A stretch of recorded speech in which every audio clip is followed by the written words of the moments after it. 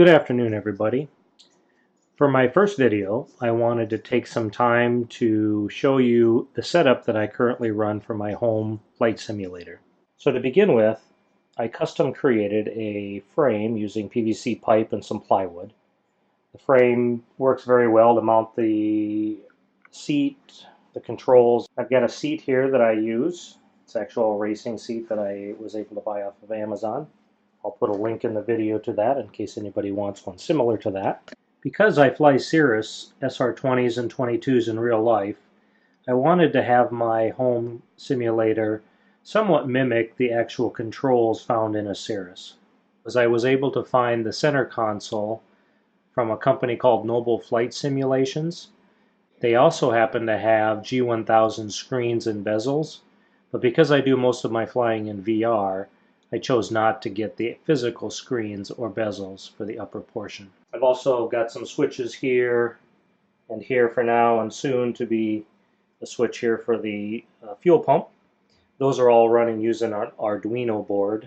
The controls that I use are the Scitech control yoke, throttle, and pedal system. This one happens to be the Cessna version of their controls. Unfortunately, they don't make a Cirrus version, so I make do by offsetting the mounting of the yoke so that the left hand falls fairly naturally where the Cirrus side yoke would be. Since I do most of my flying in VR, I have the Oculus Rift headset that I use, and of course we've got the sensor up here. The PC that I use to run this is a high-end gaming laptop from MSI. It's actually a GT83 VR system. It's got dual NVIDIA 1080 graphics cards. It's got 64 gig of memory. It's got SSD drives and a RAID array. And I believe it's got an i7 processor, so that gives me plenty of horsepower to run X-Plane as well as VR. So when I do my flying, I use X-Plane 11. I think I'm currently on the latest beta, which I believe is 11.11 R1. I've typically had pretty good luck using the betas myself. I know a lot of people have problems when they've been using the betas. I don't use a lot of plugins, so maybe that's why it works pretty well for me. The airplane that I fly the most is an SR20 built by V-Flight Air. The V-Flight Air does a really great job at modeling the aircraft. It looks and feels very, very similar to an actual SR20. I do fly SR20s and 22s in real life.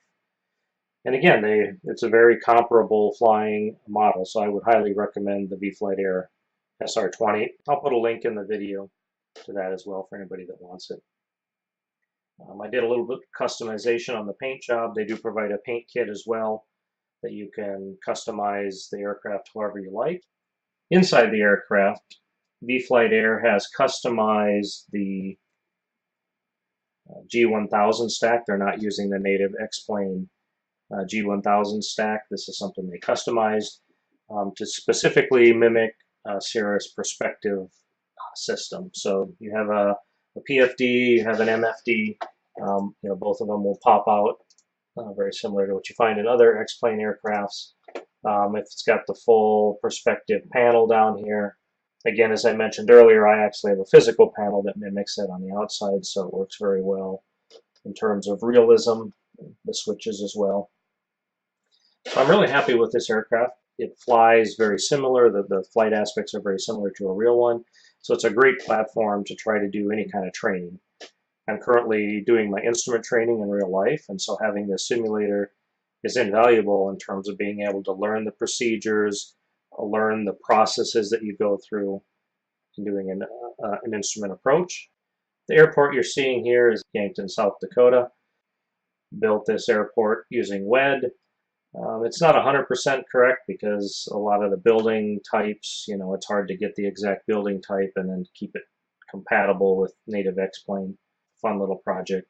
As I get up a little bit farther here, I'm using Ortho4XP, so I've got high resolution zoom level 8 data right around the airports, and then I bounce out to zoom level 16 for anything that isn't within about 10 kilometers of the airport. In addition, I'm also using the HD mesh data to build the OrthoCore XP overlays. So again, the overlay portion of it looks fairly realistic. The higher you go, the more realistic it looks, just because you get more of the ortho and less of the autogen. But again, it's real enough for me to really like it, so it's a great system. Okay, well that's really it for this video. I just wanted to give a little bit of an overview of the system that I use and the airplanes that I fly. This is my first video, so I apologize for the rough editing, but hopefully those will get better as I go along. I do plan to do some subsequent flights to talk a little bit about some of the modifications I had to do to the V-Flite Air Cirrus in order to get it to work with the Noble console. I'll talk a little bit about that. And also I'd like to do some instructional videos within the Cirrus, just to kind of go through some of the procedures that one would go through in real life in terms of startup, run up, takeoff, landing, just to give people a more realistic view of that. So anyway, I hope you enjoyed the video, and if so, if you could hit the like button and follow me, we'll have more to come. Thank you.